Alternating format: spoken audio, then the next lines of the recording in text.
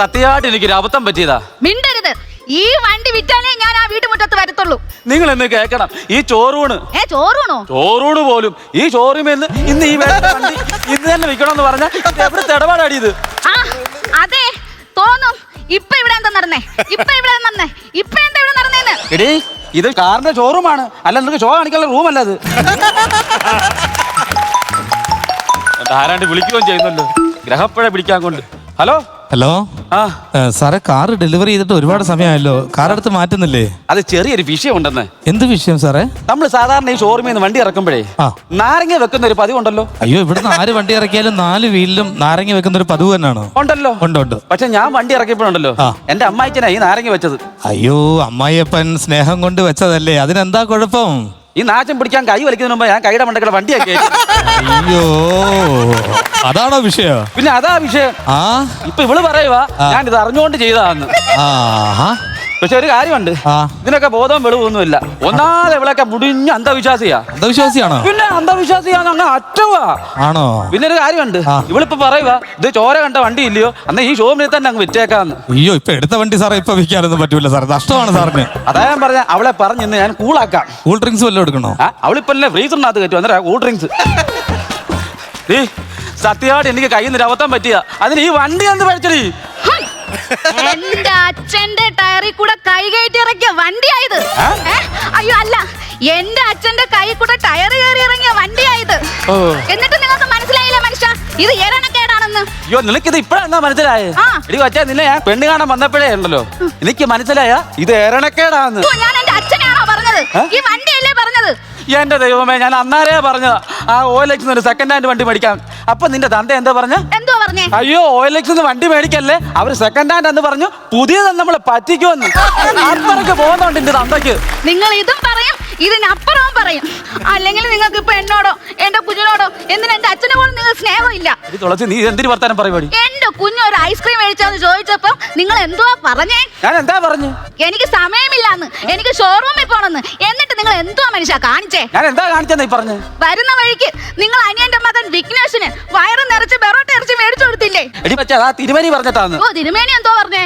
നമ്മൾ ഒരു നല്ല കാര്യത്തിന് പോവില്ലയോ, അപ്പോൾ വിഘ്നേശ്വരനെ തൃപ്തിപ്പെടുത്തും. എന്റെ ദൈവമേ, സാക്ഷാൽ വിഘ്നേഷിനെ തൃപ്തിപ്പെടുത്താൻ പറഞ്ഞപ്പോ അനിയന്റെ മകൻ വിഘ്നേഷിനെ ബെറോട്ട ഇറച്ചി മേടിച്ചു കൊടുത്തിട്ട് വന്ന് നിൽക്കുന്നു. ഇത് നിന്റെ വെറും തുള്ളലല്ലടി, ഇത് നിന്റെ കൊതി തുള്ളല്. പൊറോട്ട കൊതിച്ചി.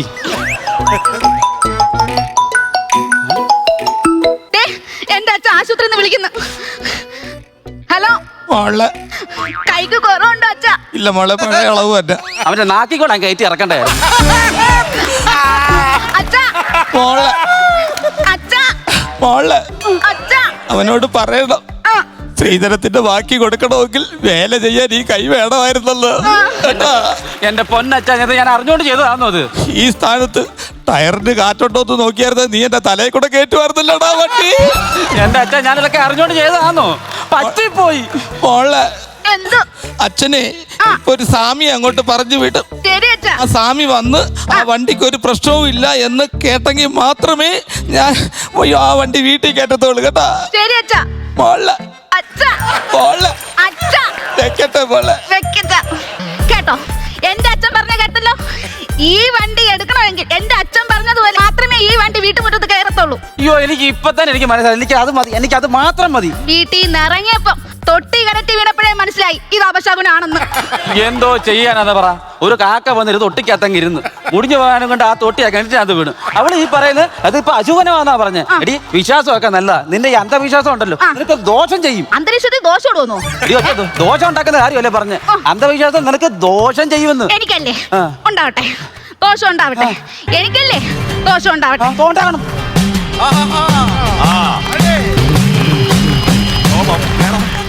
സ്വാമി നമോ വാഹം.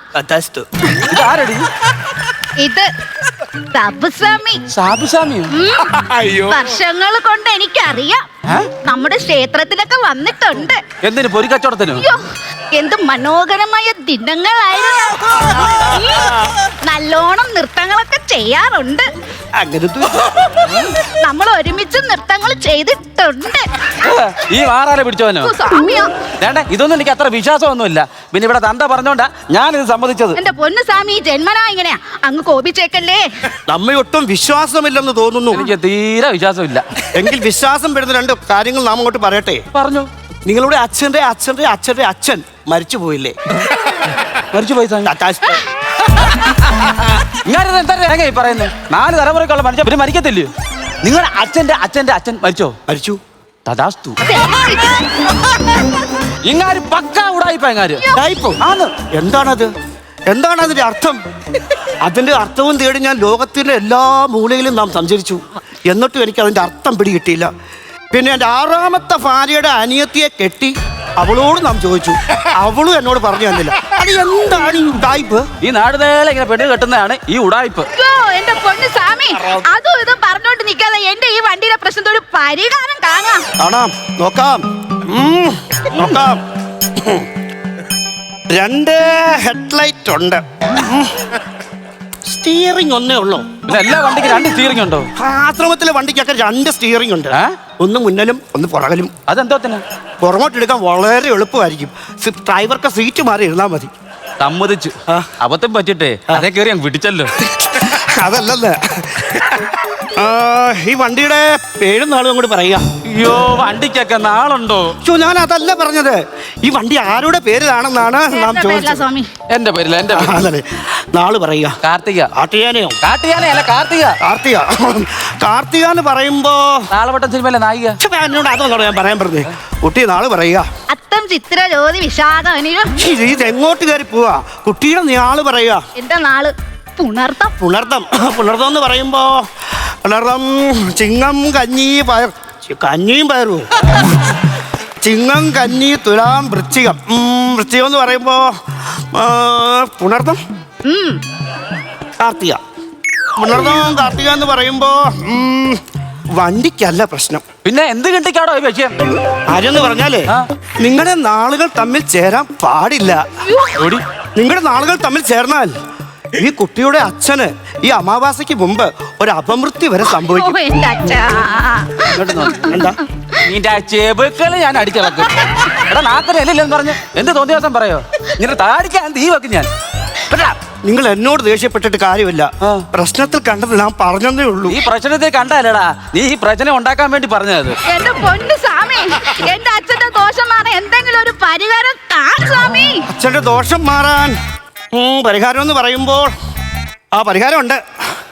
കേരളത്തിലെ 14 ജില്ലയിൽ 14 ദിവസം കൊണ്ട് നിങ്ങളുടെ ഭർത്താവിനെയും കൊണ്ട് പോയി അച്ഛൻ ഒരു പൂജ ചെയ്താൽ തീരാവുന്ന പ്രശ്നമേ ഉള്ളൂ. എനിക്കറിയാൻ വയ്യത്തോട് ഞാൻ ചോദിക്കുക, നിന്റെ എന്തെങ്കിലും ഞാൻ എടുത്തോ? ഇല്ല. നീ എന്തിനാ പിന്നെ എന്നെ ഇങ്ങോട്ട് ദ്രോഹിക്കുന്നത്? അനിയ, ഞാൻ പറഞ്ഞ കാര്യങ്ങളെല്ലാം തന്നെ നീ മനസ്സിരുത്തി അങ്ങോട്ട് ചിന്തിച്ചാൽ നിന്റെ എല്ലാ പ്രശ്നങ്ങൾക്കുമുള്ള പരിഹാരമാകും. മനുഷ്യ, അപ്പൊ നാളെ തൊട്ട് പോവല്ലേ? അങ്ങോട്ട് പോവാൻ സ്വാമി പറഞ്ഞ പോലെ എന്റെ അച്ഛന്റെ ദോഷം മാറാൻ 14 ജില്ലകളിൽ 14 ക്ഷേത്രത്തിൽ പൂജ ചെയ്യാൻ പോകുന്നില്ല മനുഷ്യ. എന്റെ പൊന്നു വെച്ച അവന് മുടിഞ്ഞ ഭ്രാന്താ. അപ്പൊ നിങ്ങൾ പോകത്തില്ലേ? പോകത്തില്ലേ? പോത്തില്ലെന്ന്. എങ്കിൽ നിങ്ങളെല്ലാം ഡിവോഴ്സ് ചെയ്യും. അയ്യോ, ഒരു കാര്യം വണ്ടിയുടെ കാര്യം ഉണ്ട്, കഴിഞ്ഞോളൂ. ഇപ്പൊ അടുത്തത് ഇനിയിപ്പോ എന്താ ചെയ്യും? ഒരു കാര്യം, ഞാൻ പോകാം. പക്ഷെ എനിക്കൊരു കണ്ടീഷൻ ഉണ്ട്. നിങ്ങൾക്ക് കണ്ടീഷൻ ഉണ്ടെങ്കിൽ എനിക്ക് ഷാമ്പു ഉണ്ട്. ഈ കൊച്ചെന്തോ ഈ പറയുന്നത്? അതിലെ കാര്യം വരെയെന്ന് പറഞ്ഞേ. എനിക്കൊരു കണ്ടീഷൻ ഉണ്ടെന്നാ പറഞ്ഞു. എന്ത് കണ്ടീഷനാ? ഈ 14 ജില്ലയിലും 14 അമ്പലത്തിലും പോകണമെങ്കിൽ ഞാൻ ഈ കാറിൽ മാത്രമേ ഞാൻ പോകത്തുള്ളൂ. അയ്യോ, ഈ വണ്ടിയിൽ പോകാൻ പറ്റത്തില്ല. അതെന്താ? ഇതിന്റെ അച്ഛന് ദോഷം മാറണ്ടേ? ദോഷം മാറണം. അതാ പറഞ്ഞ ഈ 14 ജില്ലയിലും ഈ 14 അമ്പലത്തിലും ഞാൻ പോണെങ്കിലേ ഞാൻ എന്ന് ചെന്ന് കയറും. അതുകൊണ്ടാ പറഞ്ഞ ഞാൻ ഈ വണ്ടിയെ തന്നെ ഞാൻ പോകത്തുള്ളൂ. എന്റെ പൊന്ന് മനുഷ്യ, നിങ്ങൾ വേറെ വല്ല വണ്ടി വിളിച്ചു പോയി. ഈ വണ്ടി ഞാൻ വീട്ടിൽ തരില്ല. നിങ്ങൾ വേറെ വണ്ടിയിൽ പോ. ഞാൻ പോകത്തില്ല. ഈ വണ്ടിയെ തന്നെ ഞാൻ പോകത്തുള്ളൂ. പറയൂ. പൂജയ്ക്ക് ഈ വണ്ടി എടുക്കുന്നതിൽ എന്തേലും കുഴപ്പമുണ്ടോ? ഒരു കുഴപ്പവുമില്ല. പശുവിന്റെ കടിയും തീരും, കാക്കയുടെ വിശപ്പും മാറും. അച്ഛനും ദോഷം മാറും, കാറിന്റെ ദോഷവും അങ്ങോട്ട് മാറി കിട്ടും. അപ്പൊ എനിക്ക് ഈ വണ്ടി എടുക്കാല്ലേ? എടുക്കാം സ്വാമി, എടുക്കാമല്ലോ. എടുക്കാം. നീ നമുക്ക് ഈ വണ്ടി എടുക്കാം. സ്വാമി, എനിക്ക് ഇപ്പൊ ഒരു കാര്യം മനസ്സിലായി. സ്വാമി നേരത്തെ പറഞ്ഞില്ലയോ ഇതെല്ലാം മനസ്സിലായിക്കോളൂ. ഇപ്പൊ എനിക്ക് മനസ്സിലായി. സ്വാമി, എനിക്ക് വിശ്വാസമായി. വിശ്വാസമായല്ലോ. അതാണ് നാം പറഞ്ഞത്, ആരെയും ചെറുതായിട്ട് കാണരുതെന്ന്. നീ ഒരു കാര്യം ചെയ്യ്, നീ വണ്ടിയെ കയറി. ഞാൻ വണ്ടി എടുക്കട്ടെ. സ്വാമി, ഒരു ഉപകാരം ചെയ്യോ? എന്താണെന്ന് പറയൂ. ഞാൻ ഈ വണ്ടി എടുക്കുമ്പോ 2 നാരങ്ങ ടയറിന്റെ ഫ്രണ്ടിലോട്ട് വെക്കാവോ? അതിനെ വെക്കാം. പോടാ.